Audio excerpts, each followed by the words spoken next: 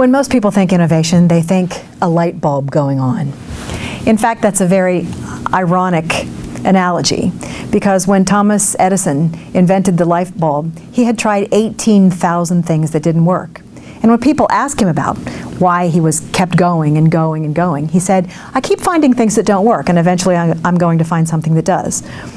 If you want to have an innovation culture in your company, it requires a systematic rigor and discipline that most people simply don't understand.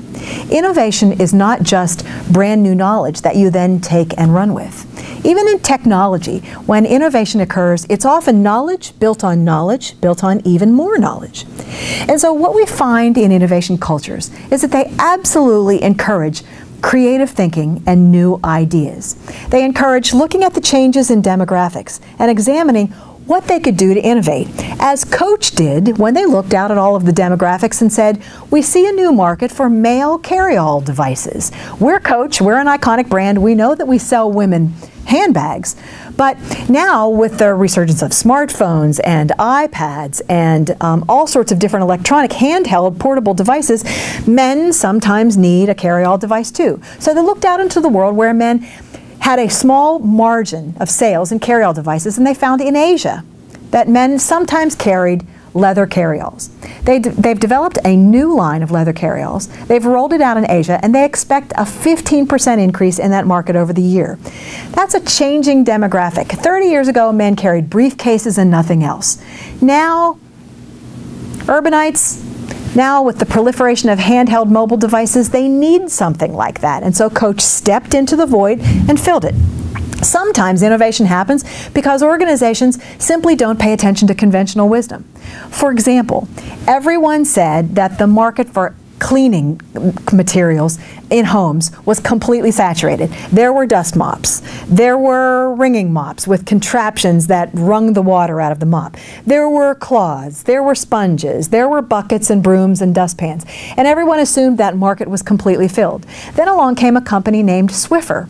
And they have an all-angle device, basically a stick. On the end is a disposable cloth that picks up dirt. The Swiffer market opened up an enormous profit, and the company has grown hugely simply because they didn't accept the conventional wisdom that that market was tapped out.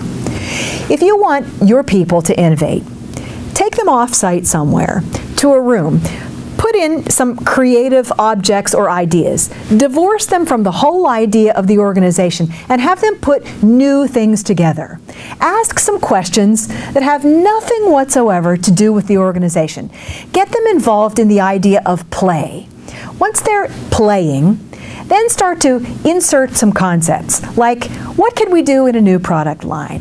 How do you think this could relate to what we have happening right now in our South American markets? Give people the chance to put together disparate analogies in new ways. You'll find that creative ideas occur. Don't allow anything to be shut down. Allow all sorts of ideas. Move those ideas into another room where you choose the top 2 or 3, and then immediately establish procedures where you will try to implement those ideas and praise people for coming up with new and better ways of doing things. There's always a better way, a newer way, a faster way, or a cheaper way to do something. But it's not going to come to you. You need to establish priority for innovation. You need to help your people think creatively. You need to take their ideas, seize them, and then move them into some sort of actionable outcomes. And what you'll find is that innovation starts to become a part of your culture.